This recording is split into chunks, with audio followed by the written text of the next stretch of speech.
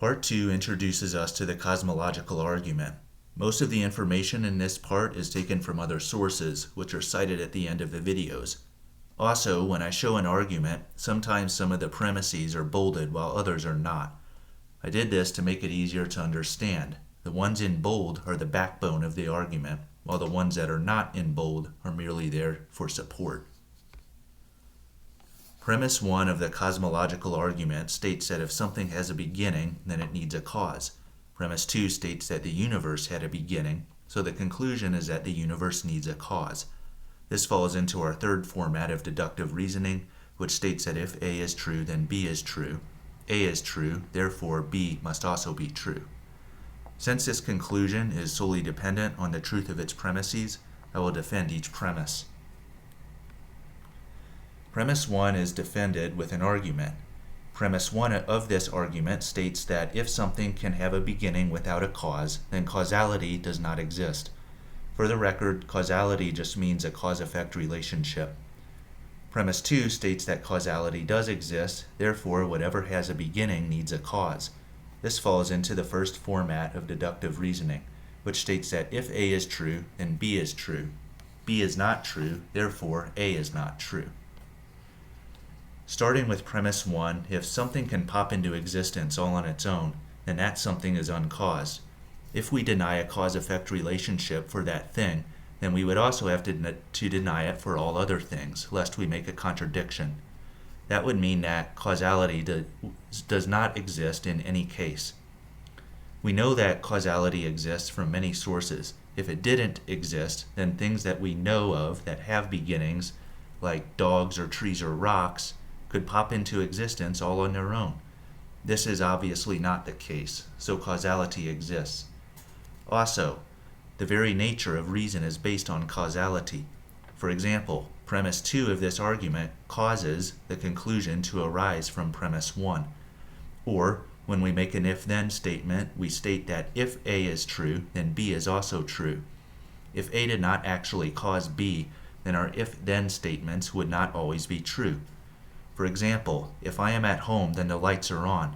For this to be true all the time, I would have to cause the lights to be turned on. If I did not cause it, like maybe someone else turns them on, then there is no guarantee that every time I am home that the lights will be on. Maybe I am home, but the other person doesn't realize it, so they leave the lights off. This would mean that our if-then statement is not always true. We see that causality is in the very nature of our reasoning. So the rationale used to develop an argument against causality actually uses causality to function. So that argument defeats itself. This is why most philosophers accept causality. If that was confusing, all this is to say that you can't just pop into existence without a cause. Now, technically speaking, to believe in premise 1 of the cosmological argument is to make an assumption. Just because everything that we observe that has a beginning, like if-then statements or dogs, also needs a cause, does not mean that everything else behaves that way. However, this is an assumption that we are all willing to make. Nobody says that causality exists here on Earth, but it doesn't exist on Jupiter. This will be the subject of some of my future videos, so stay tuned. Premise 2 of the cosmological argument, which is that the universe had a beginning, is supported by both scientific and philosophical evidence. The scientific evidence is abbreviated by the acronym SURGE. The S stands for the second law of thermodynamics, which basically states that given enough time, things will degrade to their most basic form. We see it in action when we compost food. The food naturally wants to convert to a more basic form. So the logic here is that if the universe has existed forever, then by now it would be fully degraded. We wouldn't have galaxies or solar systems or any living thing because everything would have degraded by now. This is also known as the heat death of the universe. The heat death of the universe has obviously not happened yet, so the universe must have had a beginning. The U stands for the expansion of the universe. Astronomers have observed that galaxies that are far away appear more red than other galaxies do. They believe this is the case because the galaxies are moving away from us, thus stretching out the wavelengths of light that reach us, making them look more red. They observe this in galaxies all around us. so we know that the universe is expanding away from us. Now, if we trace that expansion back, we come to a point at which we can compress the universe no farther. It is this point that scientists call the Big Bang. The logic is that if the universe has existed for forever, then it could not be expanding outward from a single point. The R stands for radiation afterglow.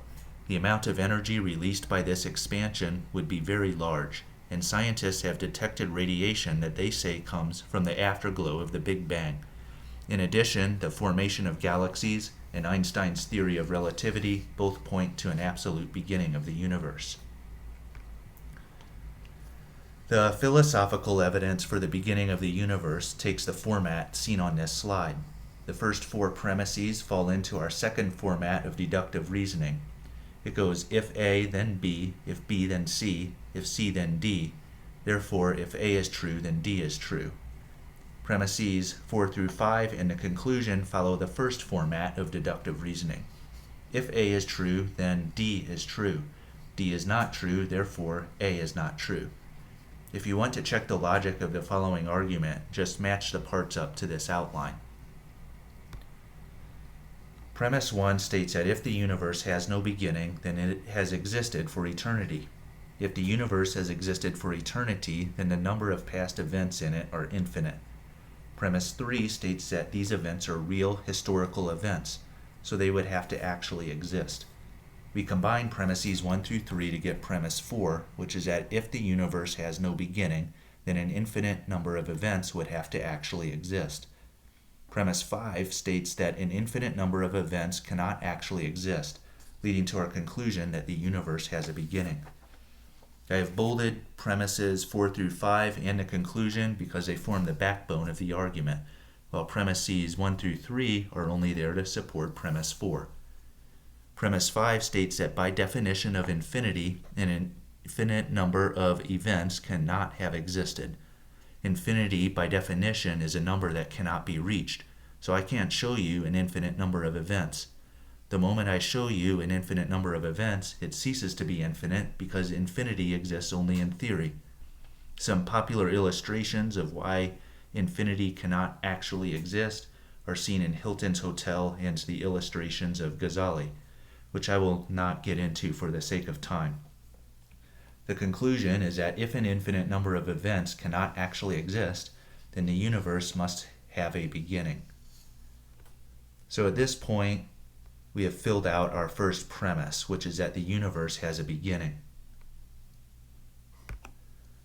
The implication of the universe having a beginning is that it needs a cause, because all things that have a beginning need a cause. We will call this cause X because we know nothing about it except that it caused the universe. To keep things simple, we'll make X the ultimate cause of the universe. So maybe thing number 1 caused the universe, and thing number 1 was caused by thing number 2, and so on until we have a bunch of intermediate causes of the universe. Whatever thing is at the bottom of this line of causation, we're calling X because it is the ultimate cause of the universe.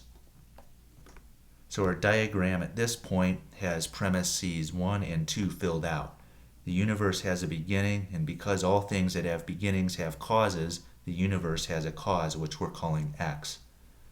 So that's the end of part 2. In part 3, we will discuss some attributes of X that are necessary for it to have caused the universe.